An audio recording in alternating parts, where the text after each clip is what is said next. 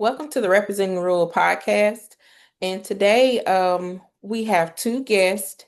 RCA has had the pleasure of working with these individuals over the past year or so around climate research.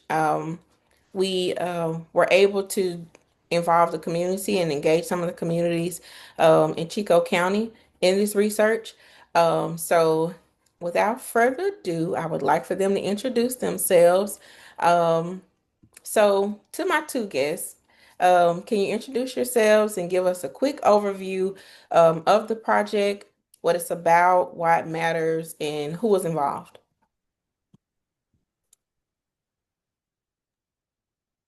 Sure. Thank you, Candace, and thank you so much for having us. My name is Laura Bray. I'm a research scientist and sociologist at the University of Oklahoma. So I work in the Center for Applied Social Research.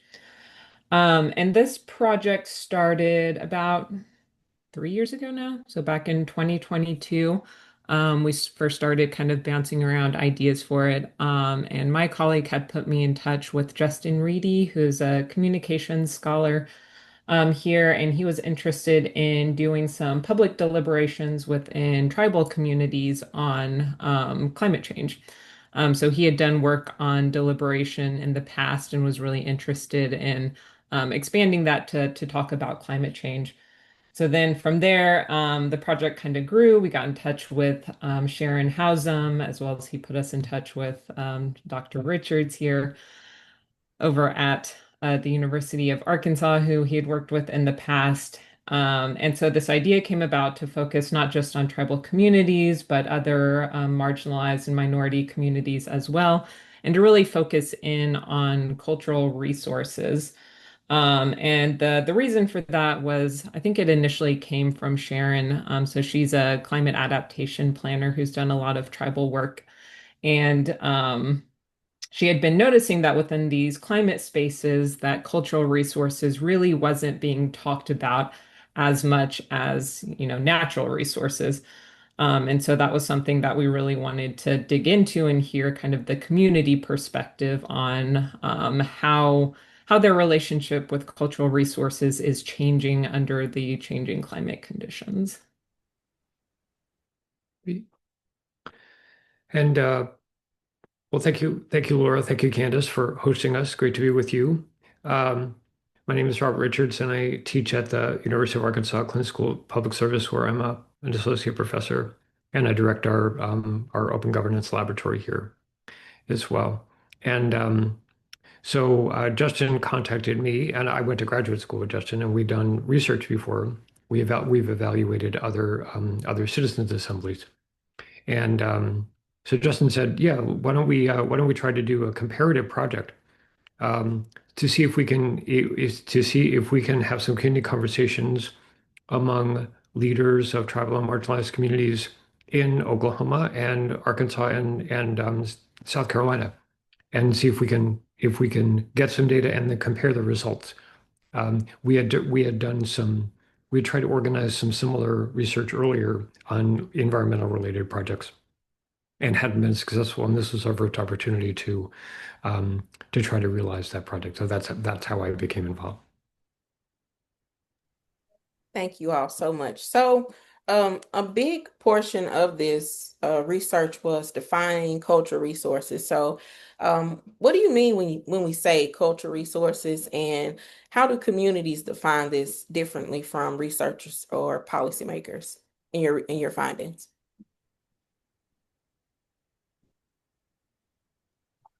Yeah, so I think that was one of the big questions of the research itself. And so I should say that we're working on sort of the planning phase of this project.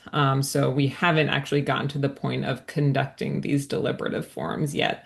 But so kind of wrapping our mind around exactly that question of what are cultural resources? What do we mean when we talk about cultural resources? Was really one of our starting places as we start to engage in this research. So it's complicated by the fact that there's a lot of different terms that folks throw around when talking about similar things. So cultural resources, cultural heritage, heritage or cultural landscapes are all used to refer to the same sort of thing. but it's essentially a management term. So it's not something that, most folks have probably heard or use in their kind of daily lives. I definitely don't think it was something that I was really familiar with until getting involved with this research a little bit more deeply. And so it's generally used by different preservation agencies who are looking for ways that they can preserve different kind of historical sites or things seen as culturally valuable in some way. So they generally divide it into two sort of categories. So looking at tangible and intangible cultural resources. So the tangible would be things like historical buildings, artifacts, monuments, museums, whereas the intangible are more in terms of different practices, ceremonies, traditions. So there's definitely a sort of intangible aspect to the tangible resources, but thinking more about what is the meaning of those and how are people sort of acting towards them and those expressed through different practices and stuff. So one of the early things we did, and I'm kind of combining questions here, was to dive into what the literature looks at when it's talking about cultural resources and climate change.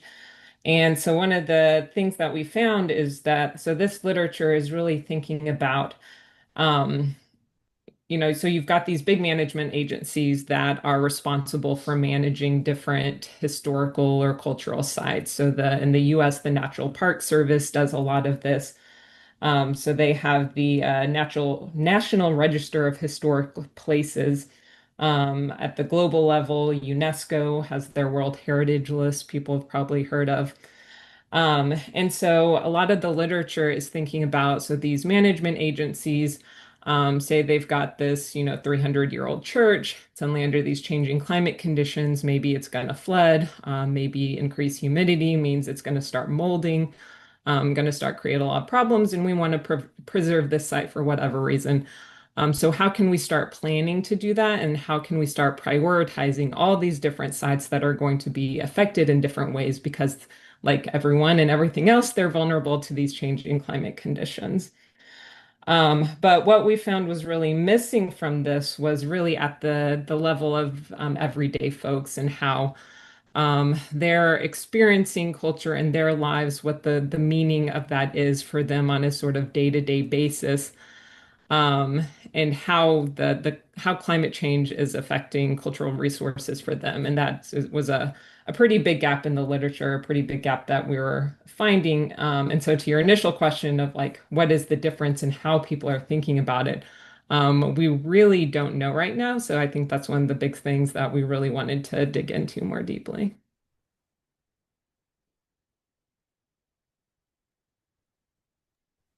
Yeah, that's fair. That's something I definitely would like to, um, if you're able to move to the next phase of this project, to have a discussion about like what's the difference between, how researchers identified and how the communities identified. Um, so your communication or your community engagement method was a deliberative public forum. So many people may not be familiar with those. So why did you choose deliberative public forums as the method for engaging communities, and what makes them effective for these conversations? Do you want to discuss that, Laura? Should I? Oh, that is a Robert question all the That's a way. Robert question. Okay. Okay. Um, well, uh, um, well, Justin Reedy um, and colleagues had used deliberative public forums in the past to study water resources in comparative projects in the past. In particular, they had studied the impact of climate change on coastal resources in the eastern part of the U.S. And so they said, well, let's try that method here. And it could also be used in the planning stage of the project. Whereas as Laura said, our ultimate goal is to have widespread community meetings with ordinary folks living in communities in our three states. We could actually do some planning work by having smaller scale meetings with leaders in the communities to get a sense of their impressions based upon um, their own experience and their conversations with their neighbors and the folks that they work with. So and we had had some experience running these meetings, um, facilitated public discussions on a variety of issues, and we hold those discussions pretty regularly at the Clinton School. And we also know that our community partners, like Rural Community Alliance, also hold similar meetings on issues of concern to members of the community. So it was a familiar format, um, and it also allows us to get some authentic community of insight into the meanings of these ideas.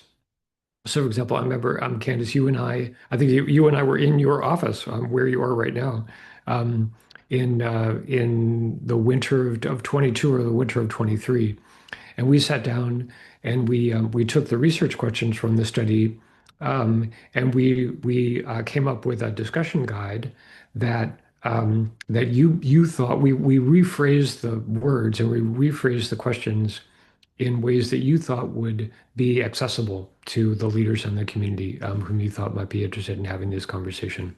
So, um, and we did the same.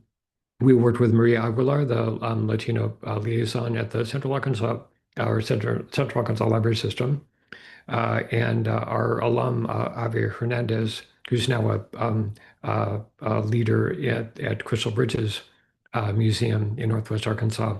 And we worked with them to take the questions that you and I had worked on, the discussion guide that you and I had worked with Candace, and to translate it into Spanish, and then to adjust it a little bit, so that it would be accessible to Latino community leaders in the Northwest. Yeah. I love that, Robert. I enjoy having you as a partner in research because you, for one, how you just explained and broke down how you engaged me as a partner organization in the whole process of that. So that's much appreciated, and more of that is needed for us on the nonprofit side, on the community side, to feel more a part of research because it's relevant. It impacts us every day. So why not have us, at the table when these kind of decisions are being made and thought out? Um, so this deliberative public forum, is automatic. You mentioned this. It's an approach that helps build trust, right? Mm, yeah. Yeah. So from your conversations, what were the most common ways people said climate change is already affecting their cultural resources, both tangible, like buildings or churches, and intangible, like traditions or gatherings? Well, we saw a lot of commonalities between our conversations in Southeast Arkansas, in Dermot, and in Northwest Arkansas, in Springdale. Um, we had three conversations in 2024. A total of 26 community leaders attended, eight in Dermot and in 18 in Springdale. And they saw a lot of similar things. One thing they noted was intense heat, um, that is really interfering with a lot of outdoor activities in the summertime in Arkansas, and interfering in particular with things like festivals and family reunions and music celebrations and exhibitions and all sorts of cultural and family-oriented activities that occur outside. That many of those have to be moved inside because of the intense heat, and also we get these intense storms that come up very suddenly with intense rain and thunder and lightning that often result in cancel and flooding, and often result in cancellation of events at a rate that wasn't common before. Our colleagues in Northwest Arkansas said that this is actually interfering with with their process of educating young people in Latino culture, because there have been a lot of that intergenerational communication occurs at these outdoor festivals, and there have been many disruptions to them. So it's harder for that cultural transmission to occur. We heard about people's places of worship becoming inaccessible due to flooding for extended periods, right? Um, we heard about people's gardens in their yards, um, they won't grow the same plants and vegetables and flowers that they used to grow a generation ago. Um, so that that has a change, that is an effect such that it's affecting people's diets. It's affecting what people eat. It's affecting the way their houses look inside because there are different flowers that they can place inside the home. A number of our participants said it's harder for people to be self-sufficient because they can grow fewer things, and in particular grow fewer foods than they used to because of the change in the climate, and that's led to changes like there's a cultural tradition in many parts of rural Arkansas. As you know, Candace, I mean, you're a native rural Arkansan, but also you are active in all over the rural counties in Arkansas, but there are traditions of sharing your fruits and vegetables among neighbors. And there's a lot less of that now because people are growing fewer vegetables and fruits in their own gardens because of the changes in the climate. We heard a lot of waterways and greenways are affected. So in a lot of rivers and streams, water levels are lower.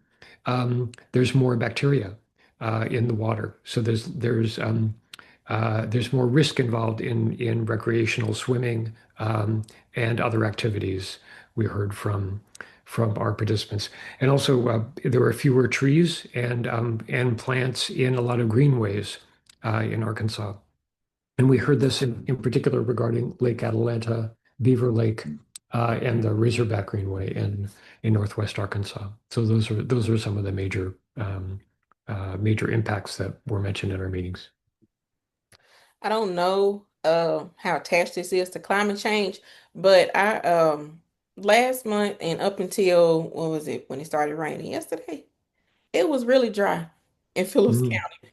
And it was so I live on a gravel road, but it was just dust everywhere. Like I've, born and raised there. I never remember it being as that much dust and as mm, dry as it was. And like I have bad allergies and I have an uncle that had bad allergies and he was literally explaining to me, the difference when he travels up north, the allergies are gone. mm. He's not coughing and things like that. So this is real. It's coming through in some kind of way. And we may not necessarily attach it to climate change, but this stuff is happening. Yeah, yeah, yeah. Yeah, no, absolutely. And I think so one of the things that we haven't mentioned so far, but it is a very important aspect of the project is that the goal is not just to have kind of conversations about the threat and the impact, but also think about ways that we can address them so that we can preserve the things that we value in our culture. Yeah. And the thing that's really standing out to me from hearing these different examples and kind of comparing that to the way that it's generally talked about, that cultural resources are talked about by these sort of management agencies, is just so. The cultural critic Raymond Williams, who famously said that culture is ordinary. And it's really these very ordinary ways that people are experiencing this every day that they're not necessarily thinking about, like, oh, this is my culture that's sort of under attack, because we live culture every day and it's Yeah. something that we're constantly interacting with, it's constantly changing. Um, but it's shaping our lives and things like exactly what you said, just sort of our health and our allergies. What does that mean for the ways that we're able to participate in our communities, and participate in these different things that, make our lives meaningful? And that's not something that can be really determined at a sort of policy level or at a management level. It really has to be embedded within folks' everyday lives and within these conversations to figure out how we, live within this, world that's, constantly changing around us. How do we change our culture along with it in a way that's, intentional and not just um, yeah, sort of having to deal with things if they come. But I think for me, one of the important things that deliberation and dialogue can accomplish is trying to give or develop a sense of political agency in folks' lives so that they feel like they have a say in what's happening, within their community and within their lives. Yeah. And that was a big contrast in regionally in the conversations. And that we talked about this at our research meeting that you attended and Maria attended as well. With the Rockefeller Institute a couple of weeks ago was this contrast between um, that in Southeast Arkansas, in Dermot, there was a lot of pessimism, and in particular in the quality of political leadership in the communities, um, and a lack of trust, and a kind of lack of empowerment among the community leaders that it would be very difficult to address these impacts of climate change on cultural resources, um, uh, in particular because there's a kind of lack of connectedness and a lack of coordination and a lack of trust and leaders who just don't seem very committed to serving the community. And the contrast was so great in Northwest Arkansas because many of the people who attended in Northwest Arkansas are community activists, and they have in recent years they've had a lot of successes working together and mobilizing the community to address a number of local issues in their community, and some of them have been environmental related. So they felt very optimistic and very empowered at the prospect of once they had further conversations with a broader group of community members, that they could focus attention on one or two major points of action, and that they felt confident that they could work together and mobilize the community to take action to protect cultural resources in their community. And that, as we talked about during our research meeting, that there's a whole history behind that contrast. That's very telling. Yeah. Yes, sir. That's what I was about to say. That'll be a separate podcast. Delve into the history of all of that. So, um, Yeah. anything else you all wanted to add about the deliberative forms, whether it was a particular story, a quote, or an example that you already didn't hit on, Robert or Laura? Anything in particular? I think you probably put some of that in your spiel earlier, Robert, but Yeah, I think I mentioned I want to make sure.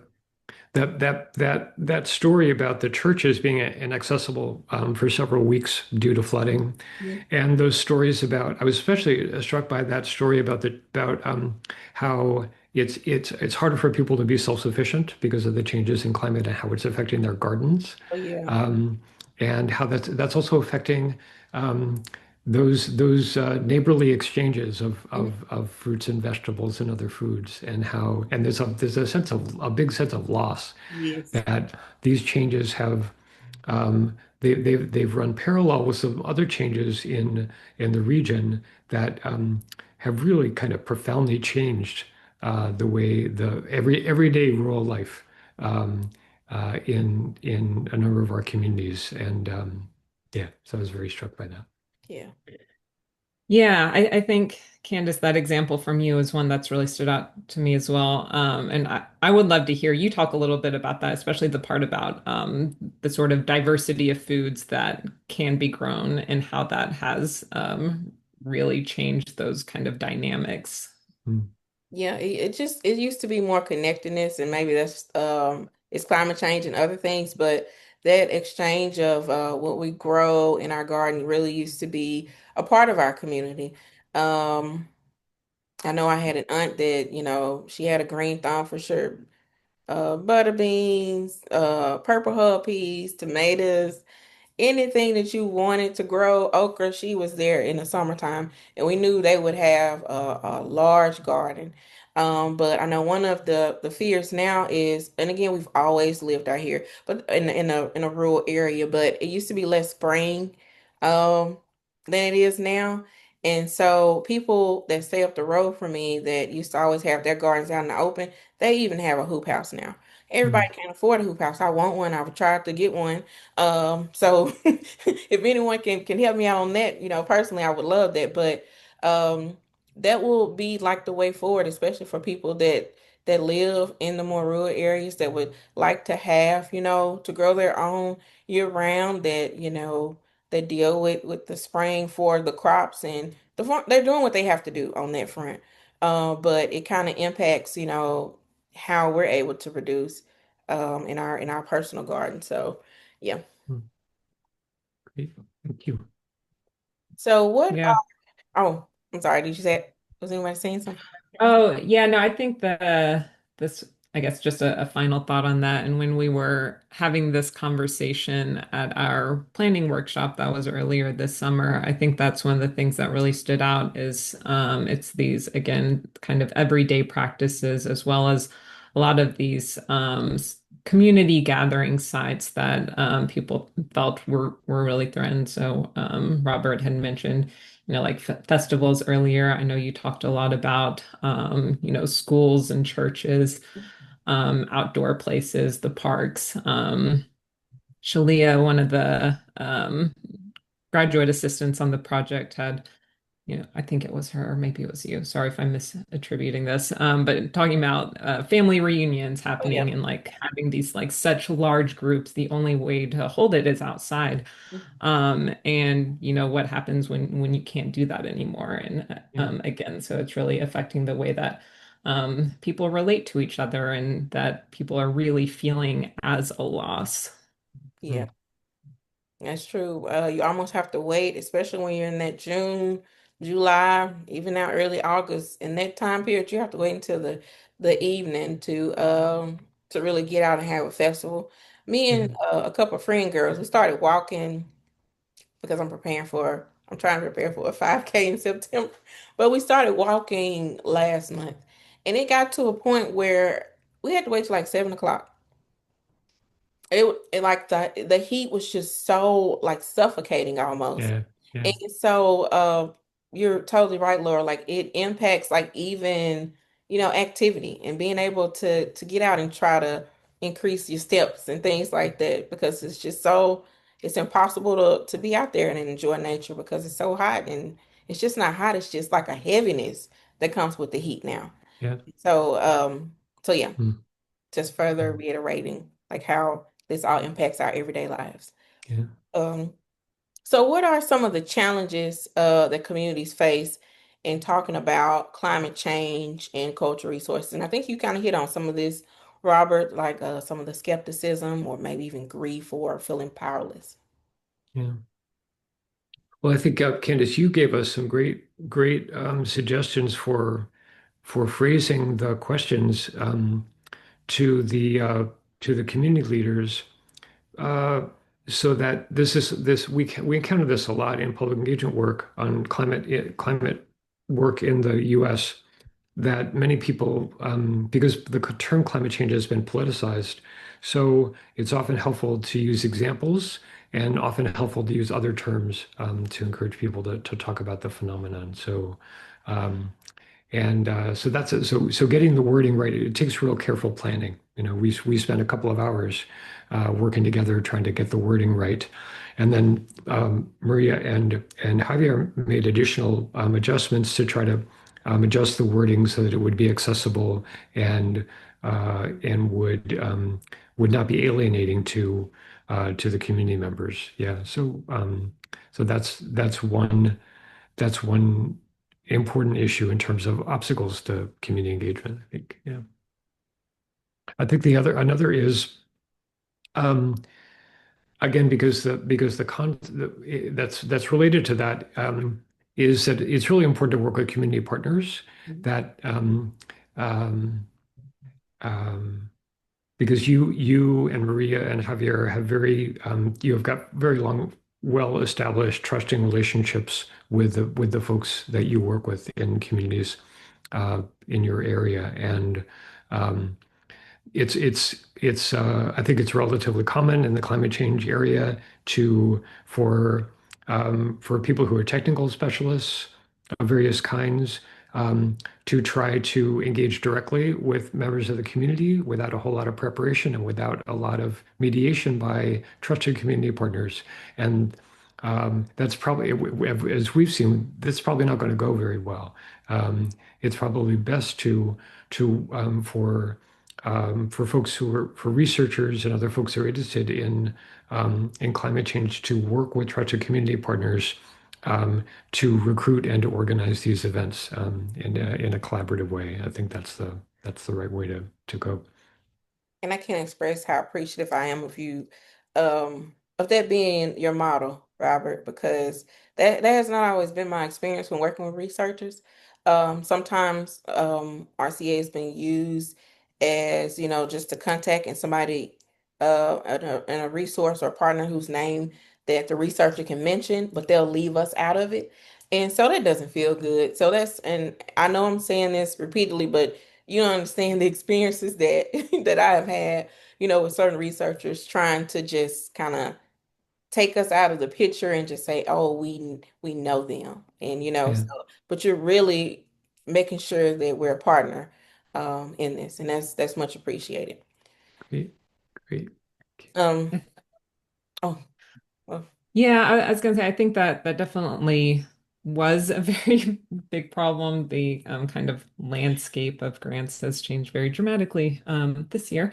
But so for a while there was like this sort of growing emphasis on, we want community engagement. We want you to be doing this in collaboration with communities, and so a lot of times that led folks who are not used to working with people, who are not social scientists, they now it's a requirement to get this grant. And so that the intentions were good, I think, in wanting to see more both interdisciplinary stuff. So research that is bringing in both the natural, the physical sciences with the social sciences, recognizing the interconnection of all these different systems.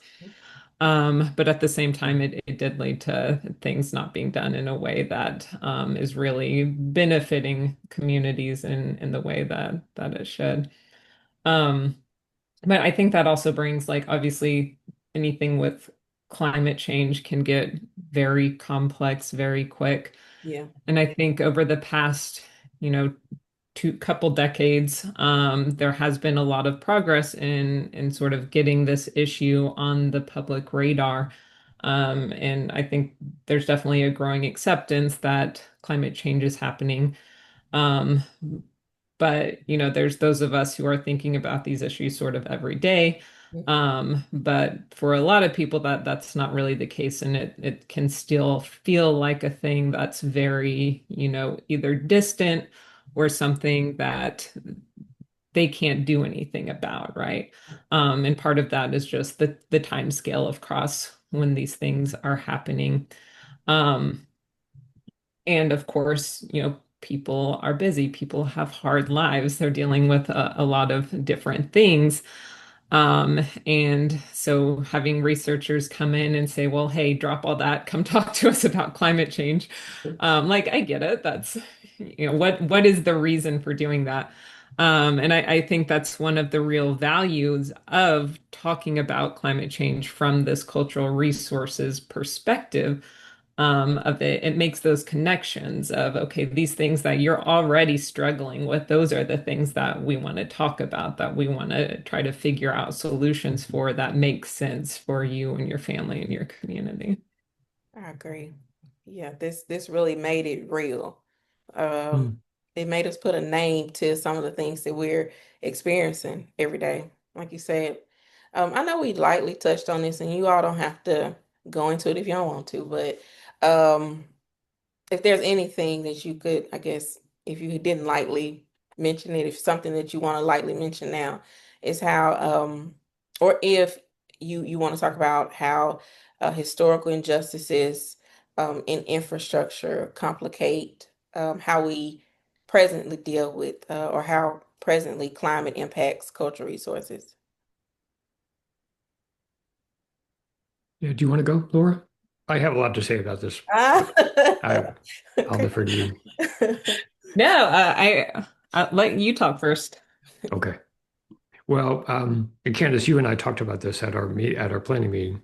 Um, so it's really striking. I mean, the so I mean, so our meeting in Southeast Arkansas was held in Dermot in the Delta, um, and which is part of the Black Belt region of the South, site of enslavement and cotton cultivation, and then during Jim Crow, it was the site of widespread debt peonage. And there's pervasive poverty there. You could, there were no reparations for slavery. There was no reparations for Jim Crow segregation in the U.S. No reparations for the damage of debt peonage, and you can really see it today. You can really see it today in the Delta. Um, and so you have, but in Northwest Arkansas and Springdale, um, that's the place in our state that is growing, and it's the wealthiest part of the state, and there's a lot of growth in economic activity, but it's also part of a different region. It's part of the Upper South. And it's the same line of Charlotte and Nashville and Memphis, um, and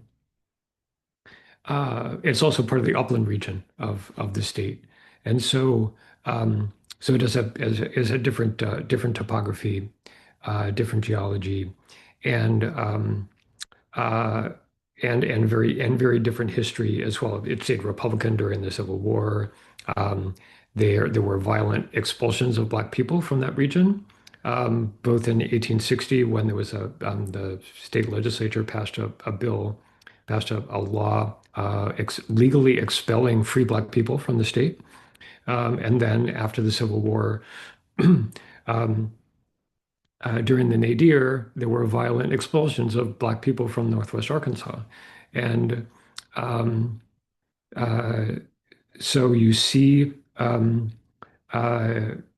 really see the tremendous contrast in wealth, in income, in health outcomes, in social outcomes, in life expectancy, and and also in social capital.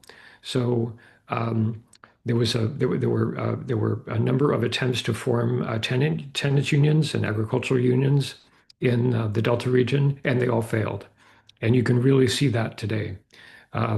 So that you have we talked about that sense of pessimism and lack of trust in leaders to engage in collective action to address these issues, and the lack of active unions, I think, is really felt there in the wake of the civil rights movement. There really hasn't been another institution that stepped up to help to connect members of the community to organize around matters of concern. So, um, so I think in all of those ways, and plus um, you have depopulation, and you have degrading infrastructure in the Delta region. Um, as the population declines, fewer resources are devoted to the region. Water resources are declining. Flood management resources are declining. It becomes harder and harder to manage the the climatic aspect of these changes in the rural landscape and in residential areas. Um, and those are problems that folks in Northwest Arkansas don't have because they have abundant resources. Um, Flooding is less of a problem for them, um, and they're just better resourced both in the public sector and the private sector and the nonprofit sector. So, and they have this, though they don't have unions up there, they have this big network of activists who have had a lot of successes in recent years, and so they feel more connected and more empowered. Um, and so they have social capital to enable their leaders to respond effectively to the problems, the impacts of climate change on cultural resources and other aspects of their life. Yeah. Does that help? Thank you, Robert. Yeah. And it's not saying that others haven't struggled, but it's history behind this. And even, the whole, like you said, the organizing piece. After you lose for so long, or after, every attempt seemingly that you make to organize or to advocate for yourself, if you're knocked down 10 steps, it makes it a little harder for you to even trust that you're capable of doing it. Yeah. um and I can never mind. I was Laura, go ahead. I was really excited that y'all added that and talked about that during the our planning workshop this summer, because to me it's a very important aspect to understanding a place and really getting a feel for that, kind of the whole texture of it and embedding it within that historical context. Um, So one of my areas of study is rural sociology, and so I'm particularly interested in looking at spatial forms of inequality, so inequality between regions, between rural and urban places, and how that's interacting with other forms of inequality. So in the context we're just talking about, you could see how the rural and the racial aspects are, very deeply intertwined there. Um, and so one thing that, I didn't really know anything about until getting more into climate research over the past few years. So the climate adaptation planner on our project is not with us today. But learning a little bit more about how that process, what it looks like. So it's really common now for states as well as bigger cities, urban areas to have a climate adaptation plan. Um, and so the way this usually develops is that they'll go out and get a grant to first do a vulnerability assessment. So to sort of take stock of everything in the community, whatever they find important, looking at the infrastructure, looking at the parks, looking at the businesses, all that kind of stuff, and thinking about how the climate's going to change. So bringing in the models that say, oh, we're going to get more rain. It's going to tear up these roads. We need to invest more in making sure, it's passable or that this infrastructure doesn't crumble. A lot of times, so they take that vulnerability assessment and they put it into this climate adaptation plan. A lot of times they will have some sort of community involvement as part of that, hopefully. I'm sure the quality of it probably varies. And then once that's done, then they start looking at implementation. So going through this plan and picking off little pieces and every piece of it that they want to implement, they're going off to find more grant money. So usually this is federally funded in some way to implement that. So you get out to these small towns and rural communities, places that don't have as much resources, and the ability to do all of that stuff is much smaller. So the administrative capacity of local and municipal governments is it's not there. Just in terms of do you have a grant writer on staff to identify the grants that would let you start to carry out this work?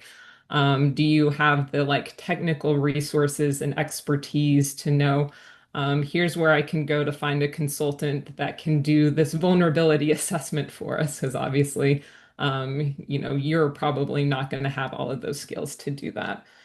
Um, and so every step of that requires this sort of array of resources that's really just missing in a lot of these communities. Again, going back to what Robert was talking about, because of these different historical contexts that have really divested and underdeveloped these places in very intentional ways, right? So it's not sort of an accident of history that these rural areas tend to be poorer than the more urban places, which, like you said, Candace, doesn't mean that other places don't struggle, that they're not dealing with their own sort of things.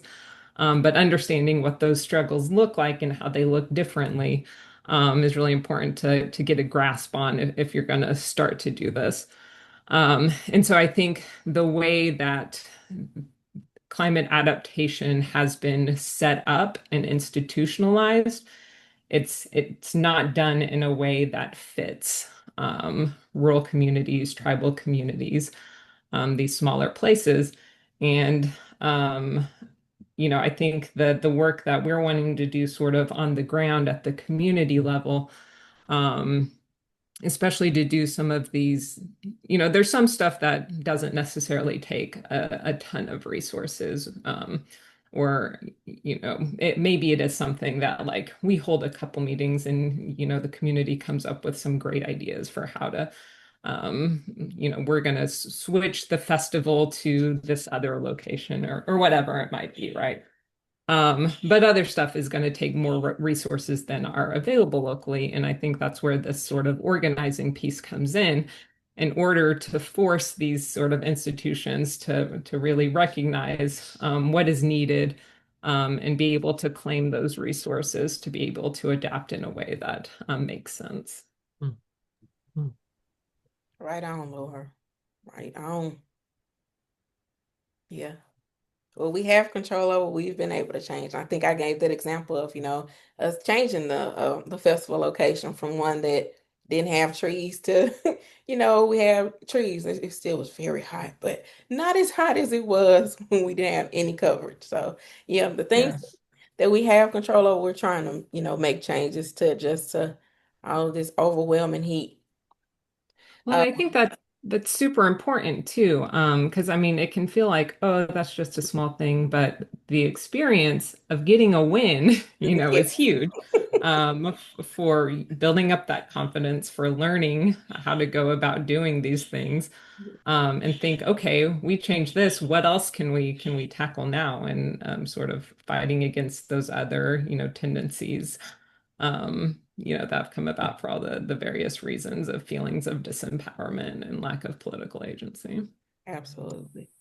I don't want to hold y'all too long. So I just wanted to ask, I know, Laura, you said the research is ongoing. So what do you see as the most important outcomes or actionable priorities that have emerged thus far from this stage of the work? I'm going to bounce that one to Robert Okay. since, in collaboration with you all in Arkansas, that's really the what I think we're going to be focusing on, moving forward. Okay. Thank you, Laura. So, well, first we know that the all the community leaders we talked to in both regions said that they think wider community discussions would be good. So opening these discussions for a set of community members would be valuable. So that's important. We are we think we're going to shift. Well, I should say first we're going to go back to the community. So I am writing a community report, a summary of our research results. Which I'm supposed to give to Laura, a draft of it by the 31st, and I plan to do that. And also, Maria Aguilar is going to translate it into Spanish, so that next month we plan to distribute that result to all the participants in the Dermot meeting, and then a Spanish language version to all the participants in the Springdale meetings. And then we plan to, our sense is that um, that folks are not quite ready to, or the top, maybe that's the topic, maybe it's the issue that isn't quite ready for decision making and deliberation about policy steps. That it would be better at this point to hold more and wider community discussions in more of a dialogue format. To learn more about how people are experiencing climate change and its effect on cultural resources and what those terms mean to them. So basically, staying with the kind of conversation that we had during this planning stage and broadening it out to the wider. And so we're really seeking funding for additional conversations along those lines as well. We're looking for new community partners and funders, um, and we're also looking at additional tribal contacts in Arkansas and in Oklahoma in particular um, to see if at some point they may want to participate in these conversations. And I know river cane restoration Mhm. was one topic that we think that tribal community members and leaders may be interested in engaging on. There's an active river cane restoration project on the Oklahoma-Arkansas border in the Ouachita National Forest. Roger Kane, we know, is um, one of the tribal community leaders who's been most active in tribal restoration and working with the Forest Service on that topic. And so we hope to reach out to them in the coming year to see if we can do to do some more community conversations among tribal communities, particularly on the cultural aspect of River Cane. Thanks, Robert. So That's important. Oh, go ahead, Laura. Oh, I was just going to say the last thing that I wanted to get in is just that this work was funded by the South Central Climate Adaptation Science Center, which is housed here at the University of Oklahoma. And that's it's a network of centers from the USGS, which is the U.S. Geological Survey. Thank you for that, Laura. It's important for the public to know um, how this work was funded, and I know that was a big part of our conversation when we met, like as far as like next steps, where will the funding come from for that? Because a lot of it um, has been trimmed back quite a bit or just taken out altogether. So this work is very important. So I hope, we are able to find a source moving forward to continue it. Okay, this is my last question. Okay, so and Robert, you hit on some of the like I guess immediate next steps around making sure the community receives a report and all that. So what's next, I guess, after that? How do you hope this work will influence adaptation planning, and how can listeners or policymakers support it?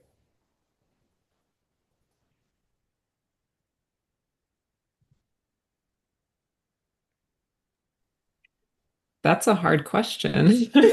Um, my answer is going to be a little bit of a cop out. Okay, well, the first part will be. Okay. Because I think part of that, it's a little too early to say necessarily, because I think the solutions and the kind of specifics really do have to be embedded within those community conversations that, we really haven't done yet. Mhm. Um, but I mean, I think the other part right now for everyone is just I don't know. I guess it's getting into this, what you were just talking about, and these changes in the federal funding landscapes, and the fact that there's, not dollars available anymore for the research, or not as many dollars, but also funds to do climate adaptation work and to address climate change. And so I think generally just recognizing and fighting to get those things and to get those resources into communities is going to be, one of the big fights for the next couple of years. Yeah. And one thing we could look to in conjunction with these community conversations is to talk to the county governments, Mm, um, because the particularly in Southeast Arkansas, but in other rural areas of Arkansas, the pattern, and this is true in other areas of the South as well, the pattern is that the municipalities have been basically, they've been relatively weak and underfunded, and the real power is at the county level. Um, and so communicating with the county governments to learn whether they have climate adaptation plans in place, mm. um, and if not, um, whether we might work to them for the long term to see if there's interest in developing a climate adaptation plan, and if so, whether we can devise a participatory method to develop that plan so that the residents' voices are fully represented there. I love that. I love that start, that whole idea of, if we don't necessarily have the money to move forward with the full research, like start doing what we can. And it'll be great if, those local people or the local people were equipped to, go before the county, the quorum courts, and request these things. First of all, know what they are because I didn't know and maybe it was just me, but I just didn't know until we met um, last month what their plan was and how large cities had them, and so and maybe my county has, and I just don't know. So, but thank you all so much for joining the Representing Rural podcast for Rural Community Alliance. Do you have any closing words or have you said all you needed to say? Just thank you so much for having us. And it's been a pleasure having the conversation, a pleasure working with you more broadly. So looking forward to continuing it. Thank you. Yeah, thank you, Candace. You've been a fantastic partner. You really made that community conversation in Dermot happen, and it's been great to partner with you on this and other projects. And I hope we can do more work together in the future. I appreciate it. Well, until I see you all again, you take care. Okay. Thank you. Bye bye.